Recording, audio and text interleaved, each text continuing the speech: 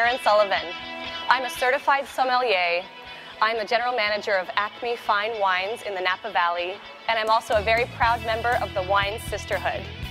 Valentine's Day is just around the corner, and so today we are here at beautiful Farmstead Restaurant in downtown St. Helena to talk about wine lists. Usually Valentine's Day means a beautiful dinner and a bottle of wine with your sweetie, but sometimes the wine list can be even a little bit intimidating. Today we're going to find out how to outsmart the wine list.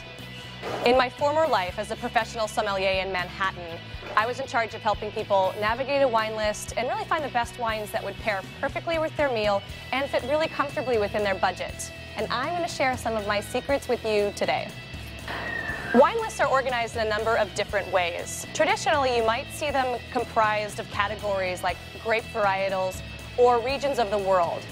A fun new trend that you might be seeing in wine lists these days is wine lists organized by style. So maybe categories like velvety or bubbly or robust. Should you be afraid of ordering the cheapest bottle of wine on the list? Well, I mean, from my point of view, every single wine was selected to be on a wine list for a reason. They all passed the test, and the person who set up the wine list chose it for a reason. So something eventually has to be the cheapest wine on the list. And if it really is the right bottle for you, do not hesitate. Go ahead and order it. And what if two people are having radically different meals? Say one person orders shellfish and the other is having beef.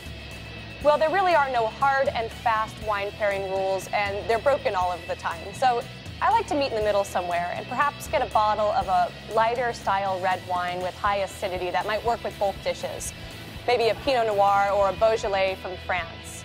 You could also ask your server or the wine director about their assortment of half bottles. You might be able to each find a style of wine that matches perfectly with your dish.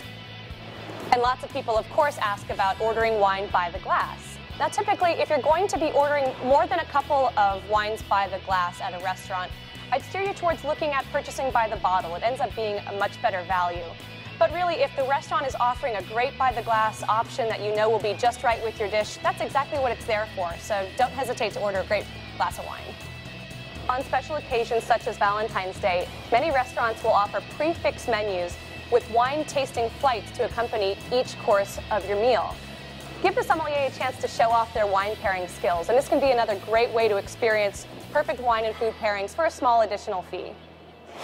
And now we move into some really delicate waters, sending back a bottle of wine. Now, if it's a bottle that you selected and you just don't really like it, I'm sorry, but I really don't suggest that you send back that bottle of wine. However, if it's something that one of the servers or sommeliers recommended to you, and you took their word for it that it would be the perfect wine for your meal, and it simply is not, then you are within your rights to please request an alternate bottle of wine for your meal. And then also, if you suspect that a wine might be flawed in some way, either corked or another way unsound, invite your sommelier to take a taste with you, and together you can both request or determine if it's time to get a new bottle of wine to the table.